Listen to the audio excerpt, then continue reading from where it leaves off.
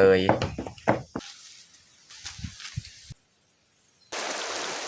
อันนี้มันซีนแห้ง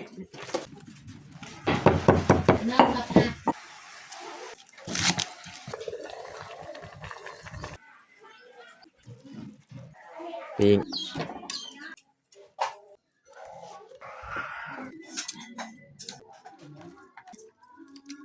ข้าวมันต้นนี่ค่อยกันมากเลยอย่าลืมกดไลค์กดแชร์และกดติดตามเด้อพี่น้อง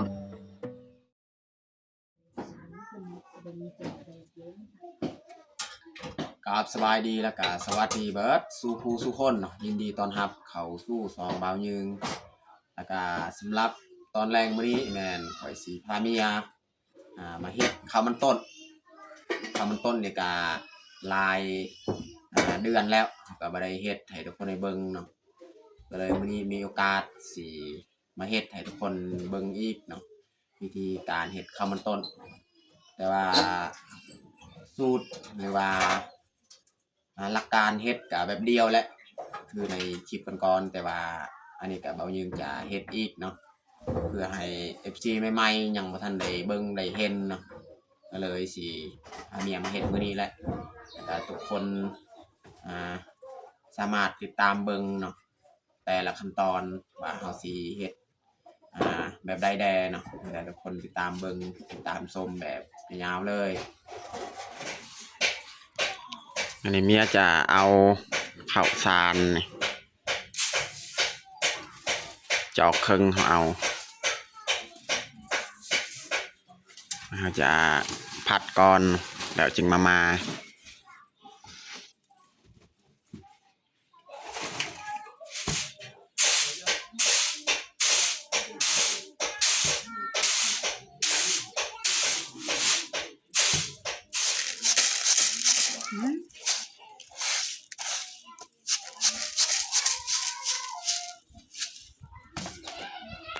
ข้าวสารของเฮานี่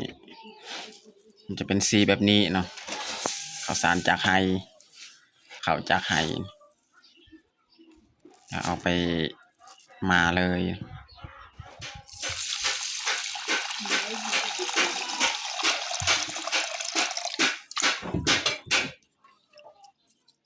มาไว้ประมาณจาก2 ชั่วโมง3 ชั่วโมง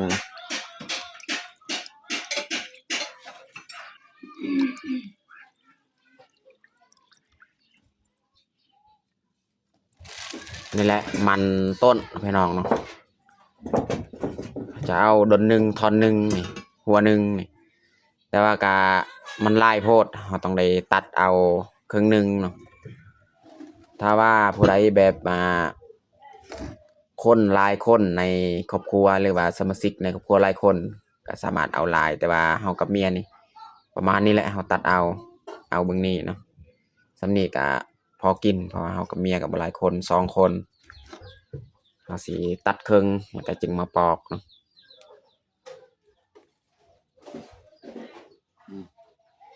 ประมาณนี้แหละตัด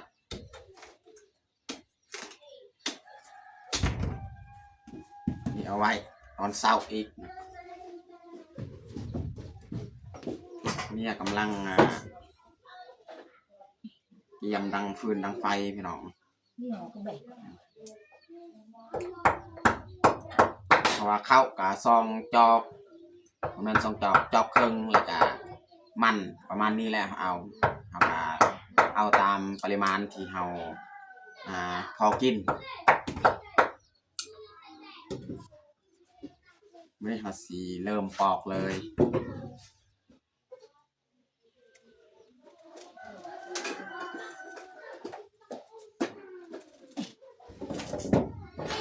ตัวดักใบ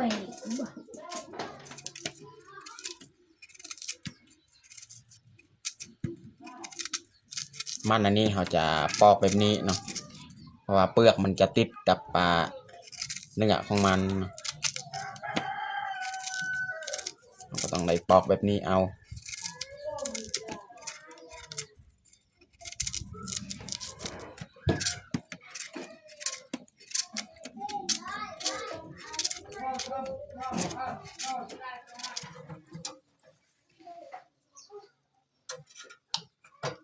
เขาจะดั้งใส่เตาเลยเนาะ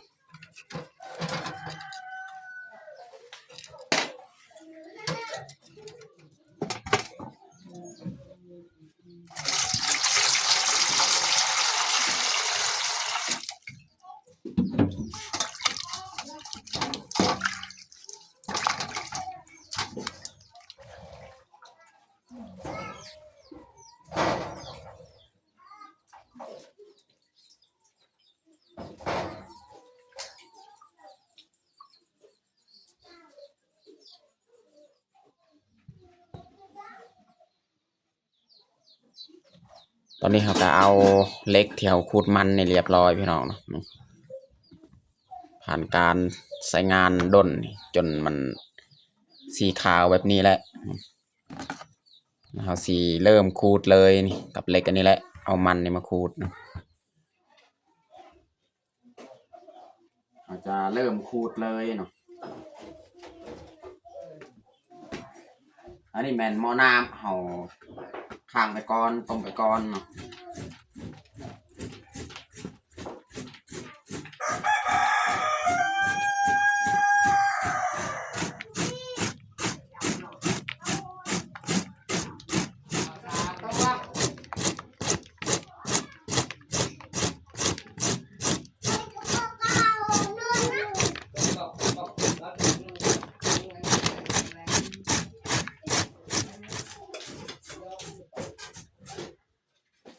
เราต้องสอดลำไปฝากเด็กของเรา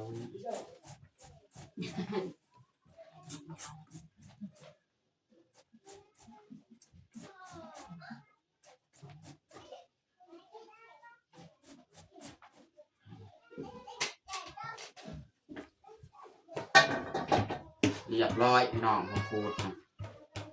ไม่ได้เขาสิเอาเข่าของเฮาเลยมาส้มเข่าที่เรามาไว้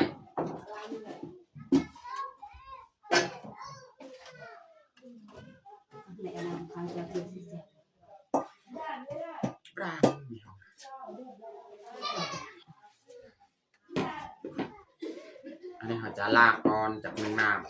ำลากน้ำหมวกออกเอาเข่ามาใส่เลยบัดนี้ล้างเรียบร้อย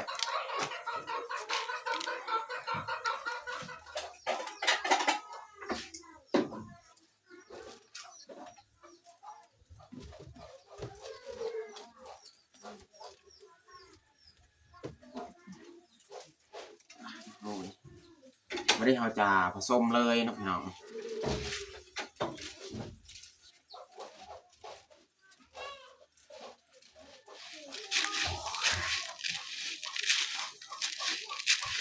จะผสมให้มัน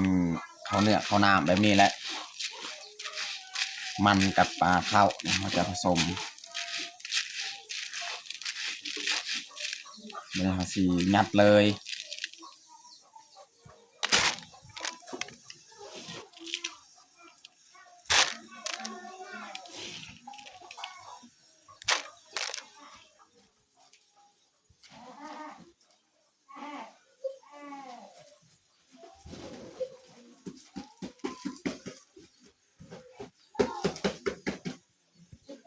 เรียบร้อยพี่น้องอัดใส่เลย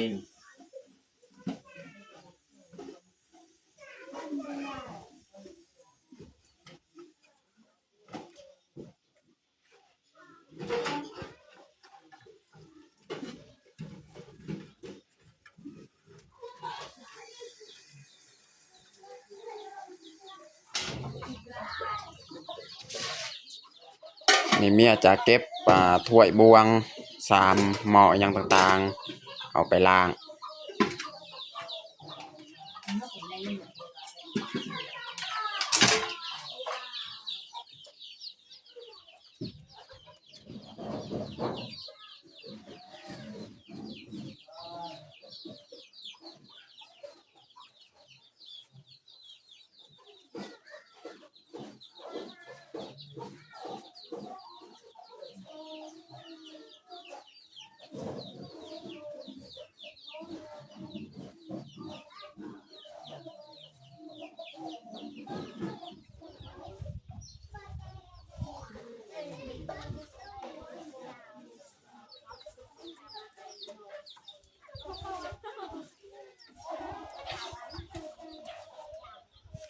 นี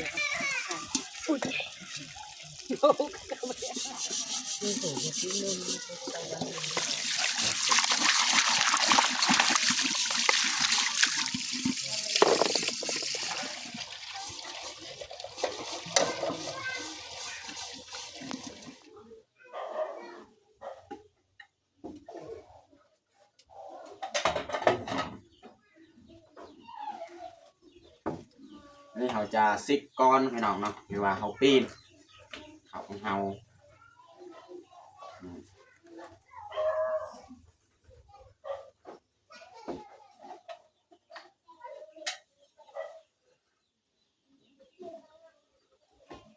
อาจจะนึ่งต่อประมาณจาก12 นาทีก็น่าจะสุกแล้วตอนนี้ก็สุกเรียบร้อยแล้วข้าวของเรา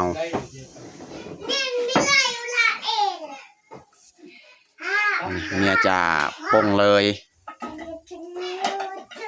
แล้วก็มาซวยข้าวของเรานี่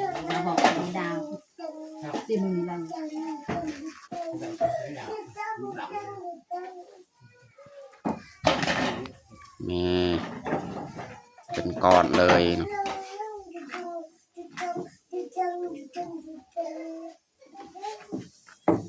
นี่แหละลักษณะซีซันข้าวมันต้นพี่น้องเนาะแบบนี้แหละลักษณะของมันอาจจะปั่นยัดใส่ติ๊บเลย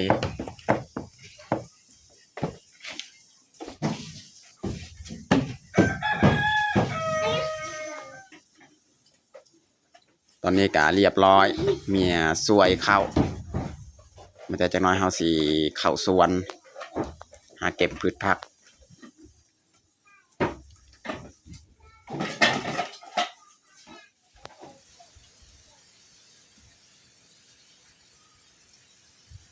โอ้ลมแห้งพี่น้องเอ้ยต้องใส่ฝนตกประจักเอาเก็บผักกันก่อนแล้วจึงฝนผักบางที่ฝนตกเราจะมาฝนก็ได้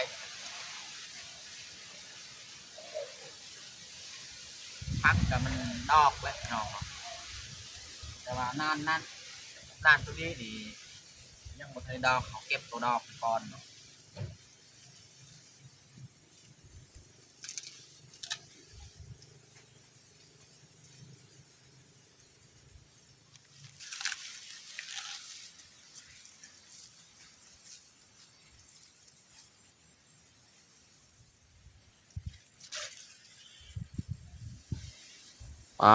พี่น้องเอ้ยลมแห้งขนาดนี้เบิ่งภูทั้งนั้นนี่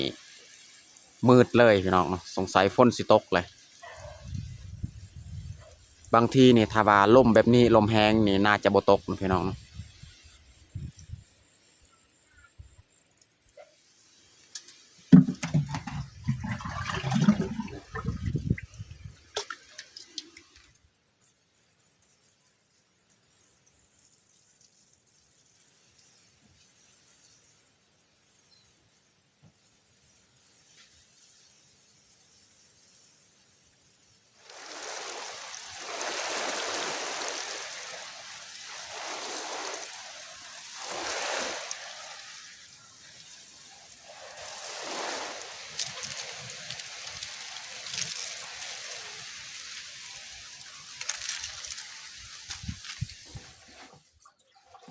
ตอนนี้ก็เรียบร้อยเนาะลงไปเก็บผักไปหดผักเนาะนี่เขาสิเริ่มเฮ็ดอาหารแรงเลยเนี่ยกำลังล้างหม้ออาหารมื้อนี้ก็เขาสิแกงปลาพี่น้องเนาะแกงปลาแห้งใส่ผักกาด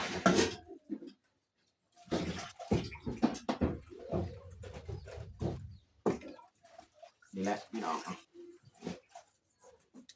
อันนี้มันซีนแห้ง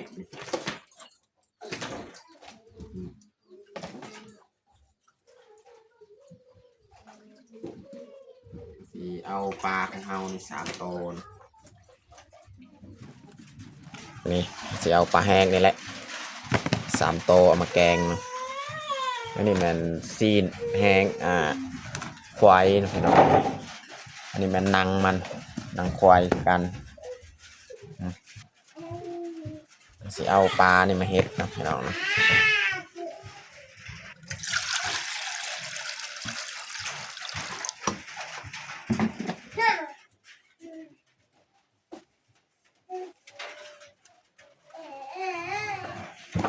ใส่กระเทียมใส่มะพริกอันนี้มันมะแคนนี่มะแคนน้อยนึงใส่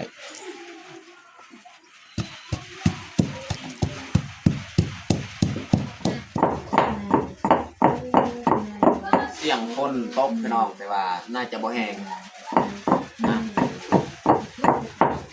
คนฟอยพี่น้อง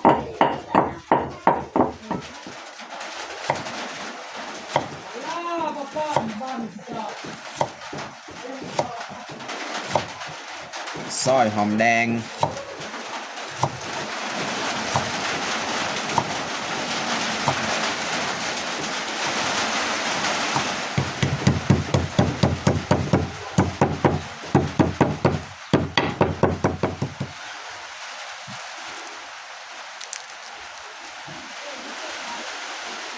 สิแกะออกกระดูกกลางมัน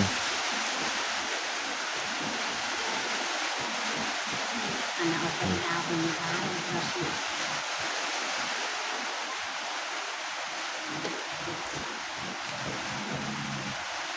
ไอ้ป่าเก่ง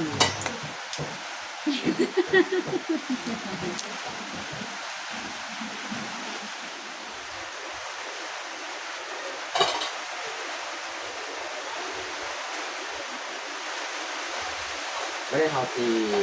ปรุงเลยหม้อน้ำต้มกดเรียบร้อย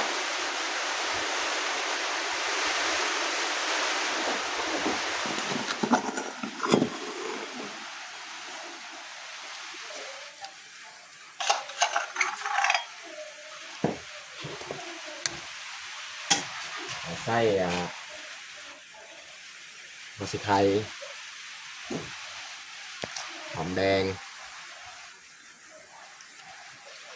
แล้วก็เอาปลาของเฮานี่ลงเลย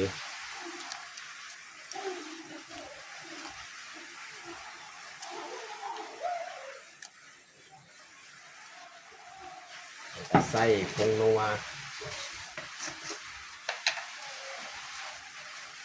ใส่แบบประมาณเลยพี่น้องใส่เกลือ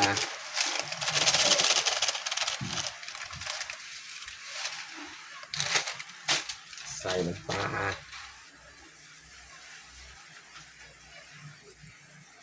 ได้แล้ว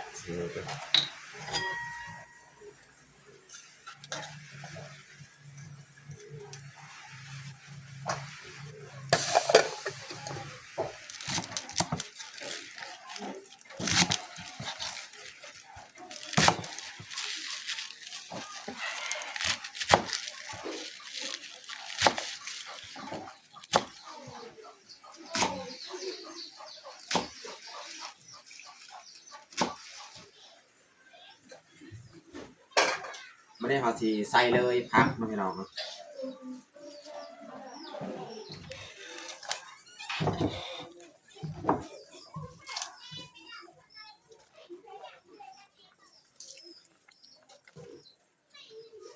เป็นตะมิปีปลาทูพี่น้องเนาะปลาทูว่าคนเวียดมาพี่น้องคนเวียดจะมาปกติอยู่เฮือนเฮาเนาะเพิ่นมาค่ายเครื่องในพักอยู่เฮือนเฮาตลอดเนาะเพิ่นเอามาให้ปลานี่ครับก็เอาไว้2 โตอีกจังหน่อยจึงปิ้งใหม่ปิ้ง2 โตก่อนก็ได้กินอาหารแรงปิ้ง2 โตไว้ตอนเช้า2 โตอีกมันคับแหละมันคับเล็กปี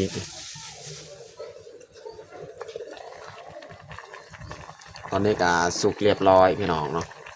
สุดท้ายเนี่ยเขาจะใส่หอมบัวเลยบาดนี้ว่าเรียบร้อยแกงปลาแห้งของเราจะบุคคลลายยันสีมุน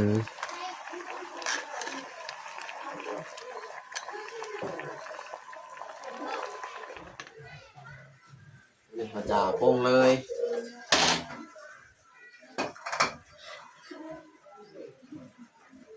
สีปิ้งปลาทูนี่ก่อน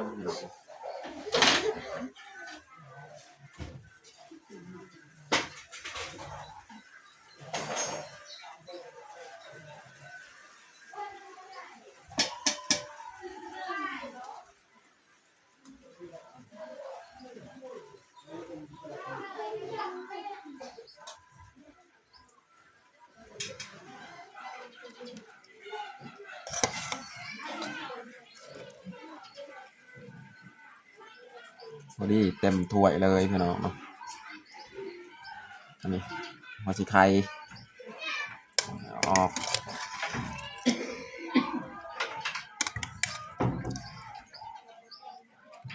ไม่หัวสีใส่น้ำอีกเนาะ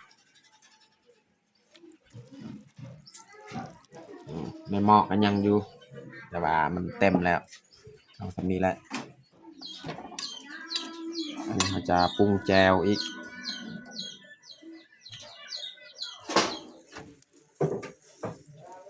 ตอนนี้ก็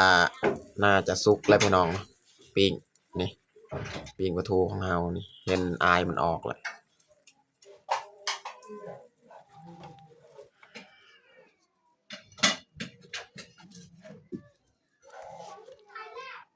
ปิ้งปลาทูพี่น้องสุกเรียบร้อยแล้วก็แกงปลาแห้งนี่ปลาจากห้วยอันนี้ปลาธรรมชาติแกงใส่ผักกาดแล้วก็แจวสำหรับอาหารแรงของเรากับบัดซนี้แหละตอนนี้ก็เรียบร้อยขอแต่งข้าวของเราแล้วเราสิลงมือกินข้าวแรงเลยเอามาทุกคนกินข้าวแรงน้ำกันเย็นมาติ๊กต๊อกมื้อนี้นี่พิเศษมีไอ้น้องทางเวียดเพิ่นมาขายเครื่องมาพักอยู่เรือนเฮาก็กินข้าวกินน้ำกันแหละ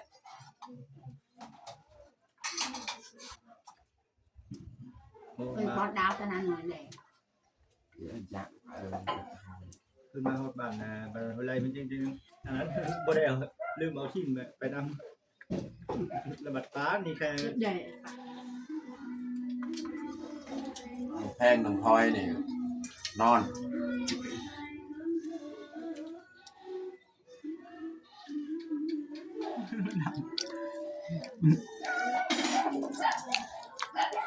เดือน1 เดือน 2กันโอ้ย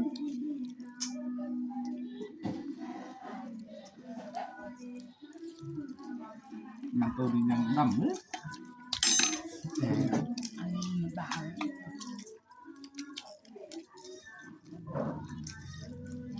น้ำแล้ว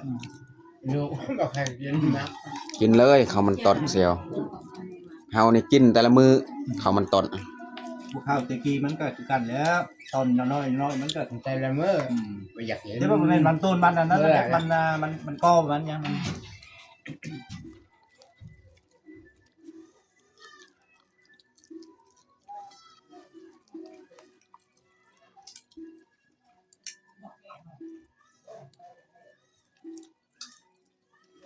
บ้านหลังนั้นเนาะเจ้ามันไปบ่